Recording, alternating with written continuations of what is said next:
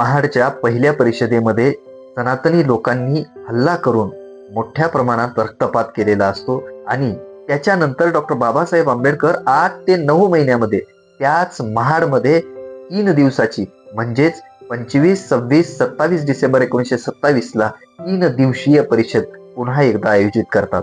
का? कारण त्या चवदार तळ्याच्या पाणी पिण्याची वहिवाट डॉक्टर बाबासाहेब आंबेडकरांना पाडायची होती.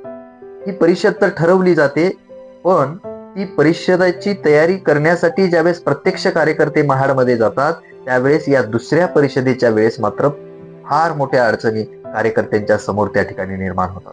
का? कारण या परिषदेवरतीच महाडमधले लोक बहिष्कार टाकतात. त्या ठिकाणी त्या परिषदेसाठी कुठल्याच प्रकारचं सहकार्य महाडच्या लोकांचं भेटत नाही.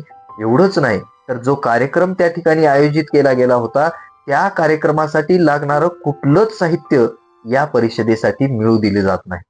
आणि मग यावरती मात तर कार्यकर्ते करतात. साहित्य वेगवेगळ्या ठिकाणाहून मागवलं जातं, पण ही परिषद घेण्यासाठी जागा त्यांना भेटत नाही. तिथं गुज्जर ब्राह्मण शेतकऱ्यांच्या शेती असतात आणि त्या शेतीमध्ये ही परिषद घेण्यासाठी त्या ठिकाणी ती शेती मिळू दिली जात नाही. पण त्या ठिकाणी एक मुस्लिम शेतकरी असतो, तो फतेखान नावाचा शेतकरी. त्या ठिकाणी त्या फतेखानाला विनंती केली जाते आणि फतेखान बिनशर्तपणे या सभेसाठी, या परिषदेसाठी शेती द्यायला तयार होतो. कारण त्याच्या लक्षात येतं की हे समता निर्माण करण्यासाठीचं काम सुरू आहे. आणि मग फतेखान शेती देतो आणि त्या शेतीमध्ये जवळपास 10,000 लोक बसतील एवढा प्रचंड मोठा मंडप उभारला जातो. शेती दिल्याच्या नंतर तिथली गुजर ब्राह्मण लोक पुन्हा फतेखानाकडे जातात आणि ती शेती देण्यास नकार दे असं त्याला सांगतात.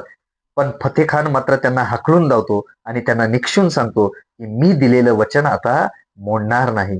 आणि मित्रहो, या फतेखान नावाच्या मुस्लिम शेतकऱ्याच्या सहकार्यामुळे त्या काळातली 10,000 लोक त्या परिषदेला जमले होते. एवढी मोठी परिषद, 3 दिवसाची परिषद केवळ यांच्या सहकार्यामुळे त्या ठिकाणी यशस्वी होते.